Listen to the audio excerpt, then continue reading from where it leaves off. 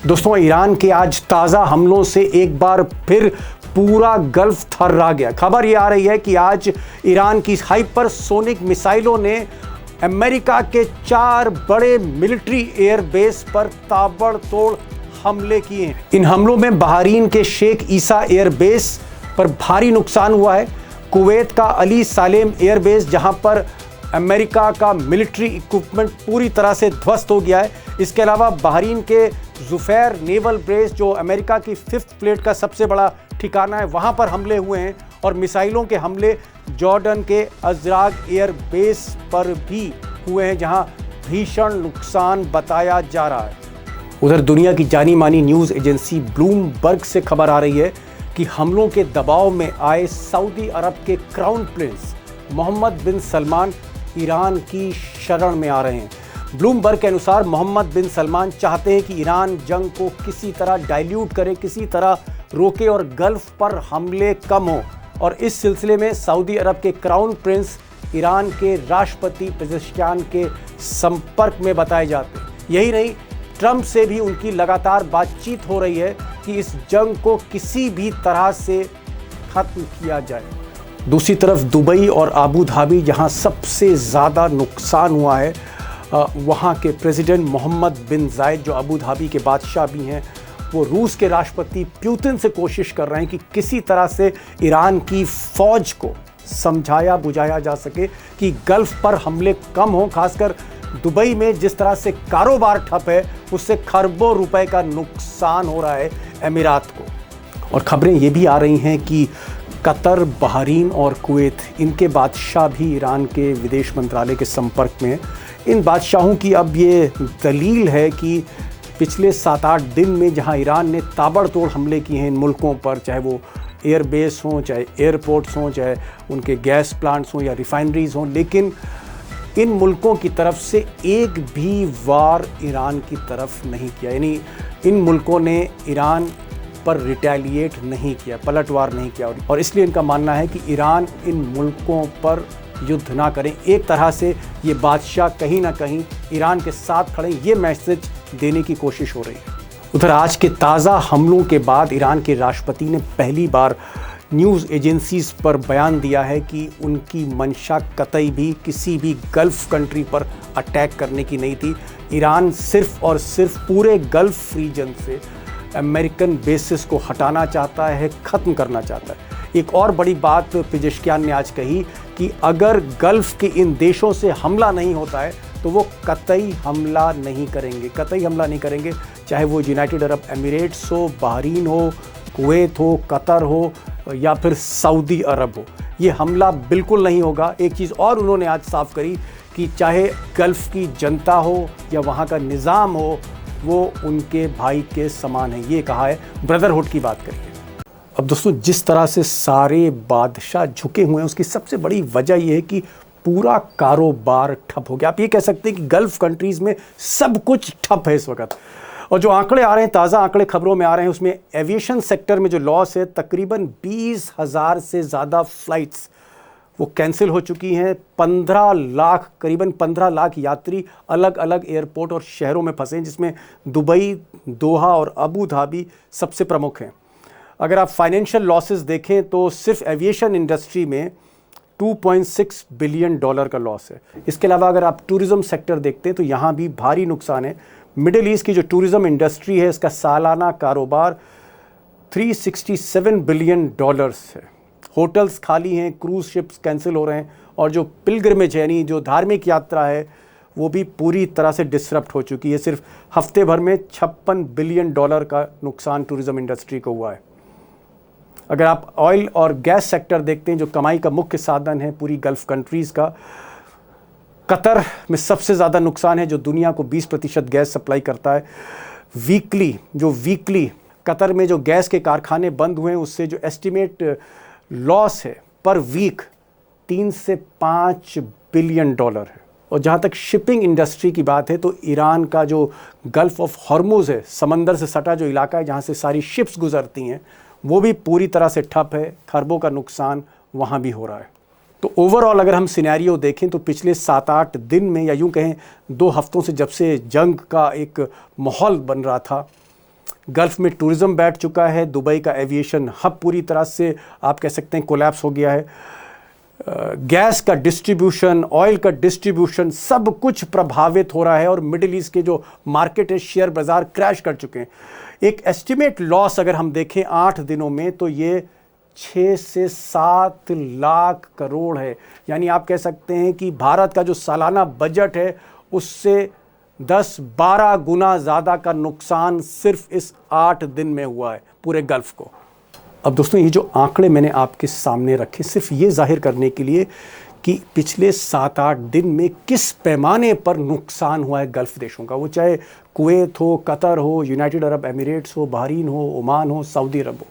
ज़बरदस्त नुकसान है। आप कह सकते हैं कि इतिहास में शायद कल्पना नहीं की होगी किसी भी बादशाह ने कि इस लेवल पर, इस स्केल पर आर्थिक कमर टूटेगी। इसलिए बड़ा सवाल यह है कि क्या गल्फ के बादशाह जो एक तरह से सरेंडर हैं या यूं कहें सैंडविच हैं अमेरिका, इजराइल और ईरान के बीच में, क्या ये इस जंग को रुकवा पाएंगे, रोकने में कामयाब होंगे? और अगर नहीं होते हैं तो फिर होने क्या जा रहा है? अभी सवाल आसान कतई नहीं है, मुश्किल सवाल है, सबके पास जवाब भी नहीं है। इसलिए आज मैंने गल्फ न्यूज़, पूरे गल्फ कंट्रीज़ में, खाड़ी देशों में, मिडिल ईस्ट में जो सबसे बड़ा अखबार गल्फ न्यूज़ है, उसके एडिटर रहे बॉबी नकवी साहब को आज मैंने बुलाया है सिर्फ यही जानने के लिए कि क्या बादशाह जो हैं ईरान को मना लेंगे, अमेरिका पर प्रेशर डाल देंगे कि किसी तरह से इस जंग को रोकिए, किसी तरह से रियायत करिए, कम से कम गल्फ पर अटैक मत करिए। क्या वो इस दिशा में कामयाब हो सकते हैं या ये जंग लंबी खिंचती जाएगी, फिलहाल रुकने वाली नहीं? सुनिए बॉबी नकवी साहब को, जो ना सिर्फ दुबई में 24 साल रहे बल्कि कई बादशाह हैं उनके वो इंटरव्यू कर चुके हैं और हकीकत को भीतर से जानते हैं। बॉबी साहब, क्योंकि गल्फ न्यूज़ एक बड़े अखबार गल्फ के, उसके आप एडिटर थे, सारे बादशाहों से आपकी पर्सनल मुलाकातें, आपने इंटरव्यू लिए हैं और उनकी साइकी को, उनके मनोस्थिति को आप बहुत अच्छी तरह से समझते हैं और आप इसीलिए कह रहे हैं बहुत प्रेशर में। क्या बादशाह जिन्होंने अभी तक अपना न्यूट्रल स्टैंड रखा है, किसी भी कंट्री ने, चाहे कतर हो, चाहे वो यूनाइटेड अरब एमिरेट्स हो, चाहे बहरीन हो, चाहे सऊदी अरब हो, किसी ने भी हमले छाती पर झेल के किसी ने अपनी तरफ से कोई अटैक ईरान पे नहीं किया है। क्या ये बादशाह अब चाहते हैं कि ईरान की हुकूमत से बात हो और ये जंग रुक जाए? क्या बादशाह अपनी तरफ से सारे प्रयास कर रहे हैं, कोशिश कर रहे हैं? जी बिल्कुल दीपक, ऐसा लगता है कि ऐसा हो रहा है। शुरुआती दौर में, इस जंग के शुरुआती दौर में रशिया को इन्वॉल्व करने की कोशिश की गई है। अब उसके बाद पब्लिकली भी कुछ गवर्नमेंट्स ने स्टेटमेंट दिए हैं, जैसे कतर ने स्टेटमेंट दिया है, यूएई ने भी कहा है, अब ओमान ने भी कहा है। अब ऐसा लगता है कि इसमें डायरेक्ट जो है कुछ कंट्रीज ईरान से बात करने के लिए कोशिश कर रही हैं। तो जाहिर बात है कि उनके लिए प्रायोरिटी है कि ये जंग किसी भी हालत में इसको रोका जाए, यहीं ख़त्म किया जाए। क्या आपको लगता है नेतन्याहू अब इजराइल इनकी बात नहीं मानेगा, चाहे सऊदी अरब के क्राउन प्रिंस हों या फिर कतर के बादशाह हों? क्या नेतन्याहू का अपना अलग एजेंडा है? उन्होंने आग में तो फंसा दिया है, जलती हुई आग में इन सारे देशों को, लेकिन इनकी बात वो नहीं मानेंगे। क्या नेतन्याहू चाहते, इजराइल चाहते कि आर पार की जंग जारी रहे, भाड़ में जाए पूरा गल्फ कंट्री? उसकी चिंता नहीं है नेतन्याहू को। नेतन्याहू को सिर्फ अपनी कुर्सी की चिंता है। जी बिल्कुल दीपक, ये अगर चाहे पूरे इजराइल का एजेंडा ना भी हो तो ये नेतन्याहू का एजेंडा है कि इस रीजन में हमेशा आग जो है धधकती रहे, उसकी कुर्सी उसी से बची रहेगी जब तक ये रीजन पूरा जलता रहे। उसको ना तो अमेरिका के इंटरेस्ट का कोई वो है, ना जीसीसी कंट्रीज के कोई इंटरेस्ट को वो सुनना चाहता। वो इसीलिए वो आदमी नेतन्याहू एक तरीके से कहना चाहिए कि वो इस टाइम मिडल ईस्ट का सबसे बड़ा माफिया डॉन है, जो अपनी बात अमेरिका से मनवा के, डोनाल्ड ट्रंप से मनवा के इस जंग की शुरुआत की है। उस टाइम की है जब ईरान ने सारी अपनी न्यूक्लियर उसकी प्रोग्राम की शर्तें इनकी मान ली थी। उसके गवाह हैं, उसके ओमान जो मध्यस्थता कर रहे थे, उनके मिनिस्टर ने साफ साफ कहा था कि हमने बहुत बड़ी प्रोग्रेस की है। यहाँ तक की रिपोर्ट्स आई कि 45 साल में जो प्रोग्रेस नहीं हुई थी, जो अमेरिकी राष्ट्रपति नहीं कर पाए थे, वो इस टर्म में लगता है कि ऐसा हो जाएगा। तो ये एक आदमी का पागलपन है जिसने पूरे रीजन को एक ऐसी आग में धकेल दिया है जिससे इसमें खाली ये रीजन तक ये इस आग की आंच जो है सीमित नहीं रहेगी, ये पूरी दुनिया में ये आग फैलेगी। बॉबी साहब, एक सवाल और आपसे, क्योंकि पूरे गल्फ रीजन को आप बहुत अच्छी तरह से जानते हैं, कारोबार को भी समझते हैं गल्फ के। कतर में गैस प्लांट बंद है, दुबई में भी सारा कारोबार बंद है, बड़ी बड़ी अमेरिकन कंपनीज हैं, उनके ऑफिसेज बंद हैं, अमेजन के ऑफिसेज बंद हैं।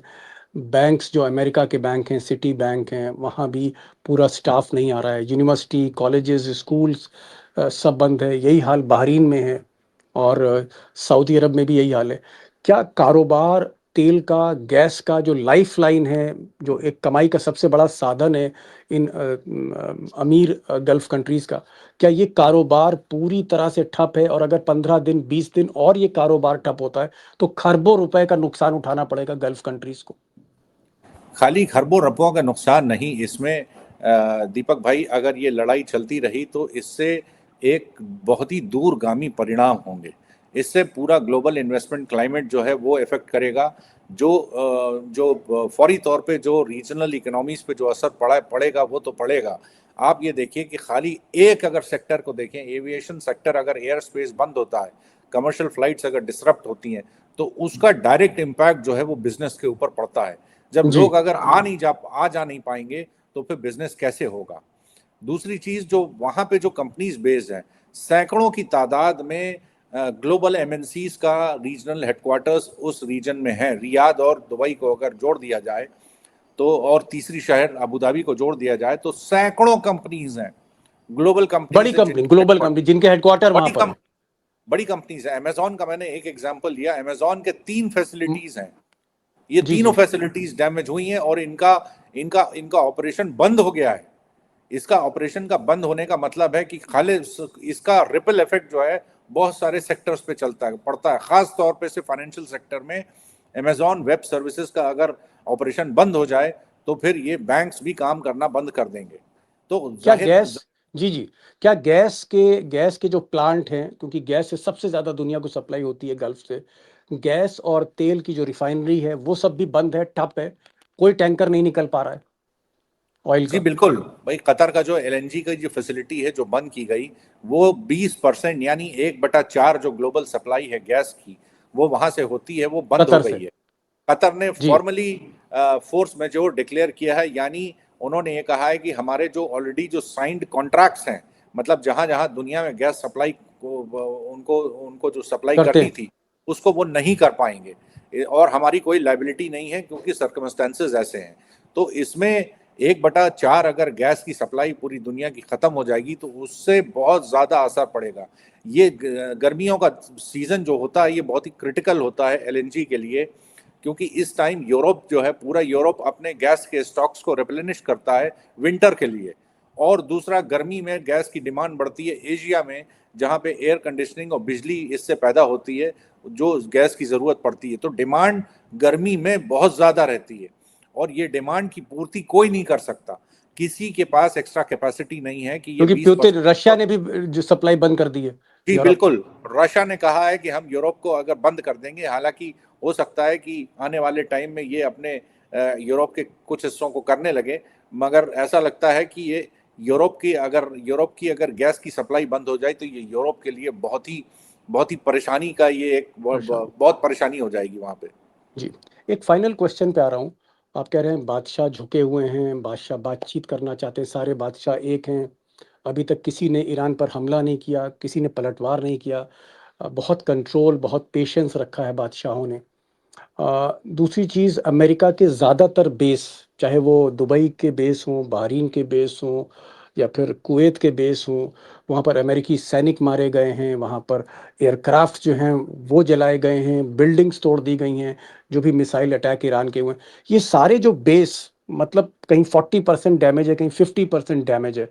क्या आपको लगता है जंग जब भी ख़त्म होगी, अब अमेरिका को सोचना पड़ेगा कि गल्फ में हम अपना बेस बनाएं या ना बनाएं, मिलिट्री रखें ना रखें? क्या अमेरिका रीथिंक उसको करना पड़ेगा? और बादशाह भी सोचेंगे कि भाई अमेरिका की सेना को अपने मुल्क में बेस देना ये खतरे से खाली नहीं है? क्या आपको लगता है कि धीरे धीरे, देर सवेर, युद्ध के बाद अमेरिका यहाँ से कहीं ना कहीं अपने जो ट्रूप्स हैं, अपने जो सैनिक हैं, वापस बुला सकता है? बिल्कुल दीपक, देखिए ये वॉर जब भी खत्म होगी, आने वाले दिनों में या हफ्तों में जब भी खत्म होगी, उसके बाद हमें एक नया निज़ाम उभरता हुआ इस रीजन में दिखाई देगा और उस निज़ाम का असर ग्लोबल डायनेमिक्स के ऊपर भी पड़ेगा। ये जो बेसिस जो डैमेज किए गए हैं, ख़ास तौर पे से बहरीन, कतर और कुवैत में जो डैमेज हुआ है, जहाँ से रिपोर्ट्स आई हैं, सीएनएन ने, वेस्टर्न मीडिया ने भी रिपोर्ट किया है, इंक्लूडिंग सीएनएन, कि खासा डैमेज हुआ है। अब इन डैमेज जो ये फैसिलिटीज़ हैं, ये ओवर पिछले कई दशकों में ये तैयार हुई हैं। इसमें काफ़ी इन्वेस्टमेंट लगेगा, तो इनको रीबिल्ड करने के लिए पैसा कौन देगा? अमेरिका की इकोनॉमी ऐसी नहीं है कि वो इन बेसिस को, जिसमें करीब hundreds of millions of dollars खर्चा आएगा, वो उठाने के लिए शायद तैयार ना हो। तो ये बेसिस अब दोबारा चल पाएंगे कि नहीं, दोबारा शुरू हो पाएंगे कि नहीं, ये इसमें एक बहुत बड़ा सवाल है। बहुत बड़ा सवाल है। बॉबी नकवी गल्फ न्यूज़ के एडिटर रहे और 24 साल पत्रकारिता गल्फ में करी है। ज़्यादातर बादशाहों को पर्सनल तौर पे जानते हैं, इंटरव्यू कर चुके हैं। सबका एक पर्सपेक्टिव दे रहे थे कि युद्ध हफ्तों तक चले या महीनों तक चले, जब भी ये युद्ध खत्म होगा, अमेरिका के लिए गल्फ रीजन पहले जैसा नहीं रहेगा। उसके जितने भी मिलिट्री बेस हैं, इतनी ज़्यादा बमबारी और मिसाइल अटैक ईरान ने किए हैं कि 50 to 60% डैमेज है। बिलियन डॉलर का नुकसान है। अमेरिका इन बेस को दोबारा बनाएगा, उसका पैसा कौन देगा? बादशाह क्या उसको रीबिल्ड करेंगे? अमेरिका रीबिल्ड करेगा? क्या अमेरिकन ट्रूप्स यहाँ से वापस अमेरिका चले जाएंगे? जो अली खामनई चाहते थे, जो उनका जो जो बुनियादी झगड़ा था इस पूरे युद्ध का, वो यही था कि अमेरिका गल्फ से हटे, एग्जिट करे। तो क्या इस जंग के बाद ऐसा होगा? क्योंकि बॉबी साहब कह रहे हैं कि इतना खरबों रुपए का नुकसान हुआ, इतना ज़्यादा ये डैमेज हुए हैं ये बेसिस, कि शायद अमेरिका दोबारा यहाँ कदम रखे या ना रखे। एक बहुत बड़ा सवाल है और अमेरिकन कंपनीज और कारोबारियों के लिए भी बहुत अच्छी खबर नहीं है। गैस प्लांट बंद हैं, तेल की सप्लाई बंद है, ऑयल टैंकर जो है वो एक्सपोर्ट नहीं कर पा रहे हैं ऑयल को। सारा मूवमेंट इस वक्त जो है ठप पड़ा हुआ है। स्कूल, कॉलेजेस, बाजार, यूनिवर्सिटीज़, दफ्तर सब बंद हैं। और सबसे बड़ी बात, सारे बादशाह चाह रहे हैं कि किसी तरह से हम ईरान से बात करें और ये युद्ध अगर रुक जाए। अमेरिका से भी चाह रहे हैं, लेकिन नेतन्याहू ही सिर्फ एक ऐसे शख्स हैं जो चाहते हैं कि जंग जारी रहे। आगे क्या होगा, मैं बॉबी नकवी साहब को दोबारा इस प्रोग्राम में बुलाऊंगा। बॉबी साहब आप आए, thank you so much for joining this programme, आपने समय निकाला, thank you so much sir.